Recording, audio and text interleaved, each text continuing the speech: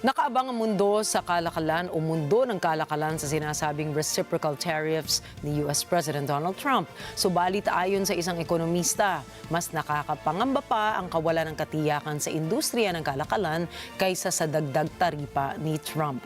Narito ang report ni Marjorie Quintos.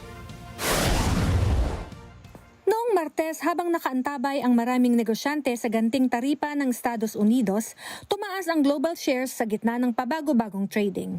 Samantala, umakyat naman sa pinakamataas ang presyo ng ginto. A-2 ng Abril ang anunsyo ni Pangulong Donald Trump ng tinatawag nitong Liberation Day, batay sa pangakong paghahayag ng malawakang reciprocal tariff plan. Tinukoy ni Mizuho Securities USA Chief Economist Steven Ricciuto ang tunay na issue sa sitwasyong taripa. I think for the markets, the big issue here really is the uncertainty. I think markets would like to get it over and done with. Tell me what it is, let us adjust, and let us get on with it. It's this back and forth, what we're going to do, what we're not going to do, the fear of what they're going to do, we're going to do this, and then we're going to delay the announcement. And it's this uncertainty issue that's really bothering the markets more than I think the tariffs themselves. Sa kabilang banda, ipinaliwanag naman ni Ricciuto kung paanong hindi ang mamimili ang babalikat sa epekto ng taripa.